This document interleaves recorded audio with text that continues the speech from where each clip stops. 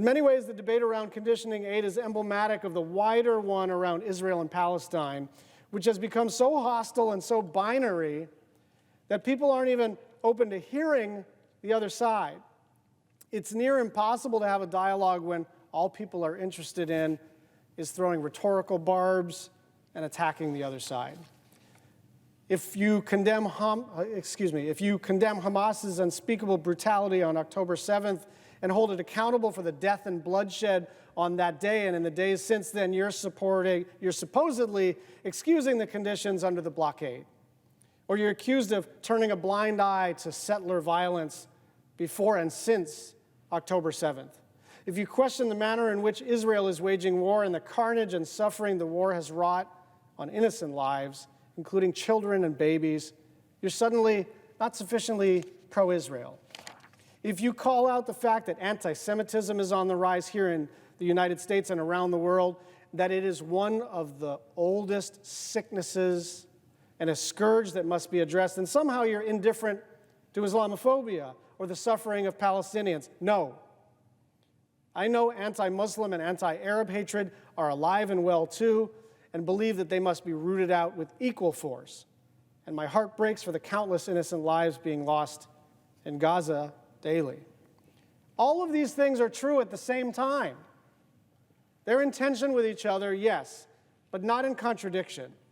There is an awfully messy and deeply, deeply contested history underpinning this conflict. And so to strip away all that context and flatten all these complexities into a 15-second TikTok is a disservice to the Palestinian and Israeli cause alike. There are no simple and straightforward paths to peace here.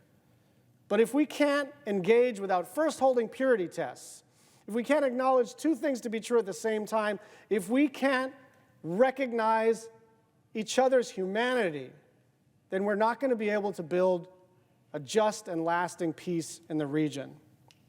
Almost everybody believes Hamas is terrible and should be eliminated. They want the hostages who were cruelly abducted and have spent 2 agonizing months in captivity to be immediately released. They are appalled by reports of Hamas's sexual violence against women and the drugging of hostages. And they believe Israel has a legitimate right and responsibility to go after the bad guys. The question is how? People are increasingly and understandably alarmed at the scale of human suffering and the high rate of civilian casualties in Gaza. It is our job as Israel's closest ally to convey that truth and to make clear that mass suffering actively undermines the possibility of a future peace. A whole new generation will be radicalized, watching scores of loved ones die and entire neighborhoods leveled. That is in no one's interest. So our responsibility in the current moment is twofold. Provide Israel with military aid, which I have consistently supported and I will continue to support.